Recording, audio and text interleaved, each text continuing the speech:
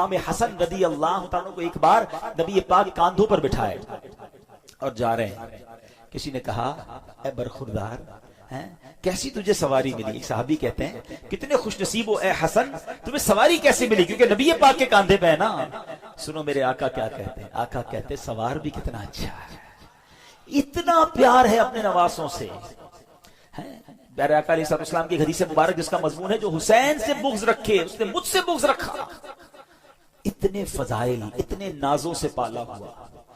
और फिर एक और अजीब बात बताऊं आपको, हजरत इमाम हुसैन, अच्छा पहले एक फजीलत की बात और सुन ले, फिर वो अजीब बात बताता हूं। हमारे घर में बच्चा पैदा होता है, हमारी ख्वाहिश होती है किसी मौलवी साहब को ढूंढे, अजान दिलवा दें, कोई और नेक आदमी मिल जाए तो उनसे गुट्टी दिलवा दें। हैं शहद चटा के लोग बच्चे को चटा देते हैं या खजूर छोटी सी खिला देते हैं। ये तहनीक है और ये सुन्नत है, करना चाहिए, अच्छी बात है।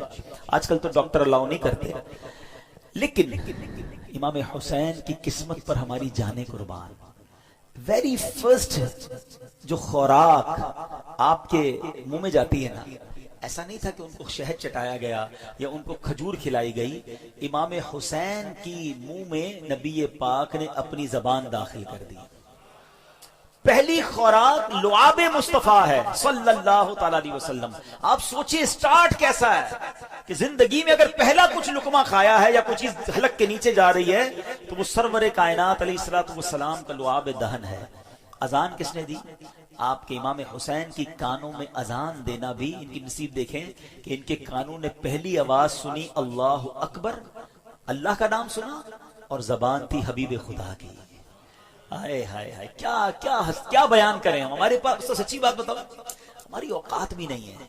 हमारे पास ना वो अल्फाज हैं, ना हमारी औकात है कि हम हसनैन करीमैन और इस घराने की शान बयान करें। हम तो बस सदका लेने जमा हुए हैं, खैरात लेने जमा हुए हैं कि कुछ उनका जिक्र कर लें। और वो शायर कहते हैं ना, कुछ नवासों का सदका आता हो, दर पे आया हूं बन के सुवाली। हम तो सदका लेने जमा हुए हैं, ना हमारी औकात है, ना हमारे पास कुछ पेश करने को है।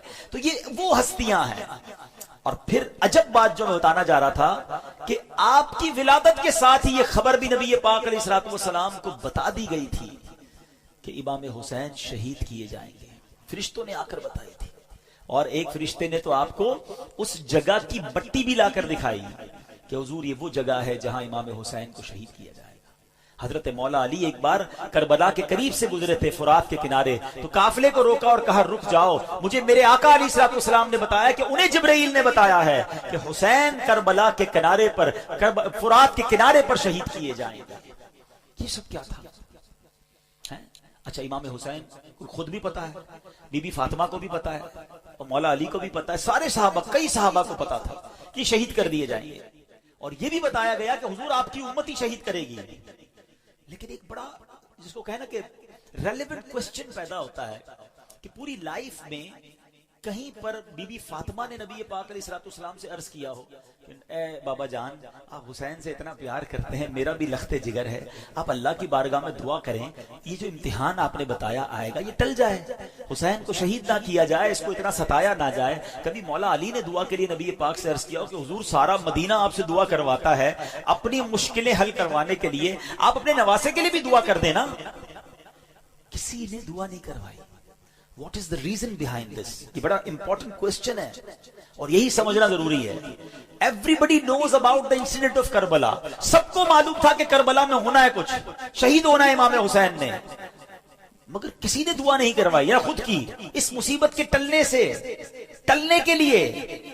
सुभान अल्लाह, इसका मतलब ये हुआ everybody is prepared for that examination।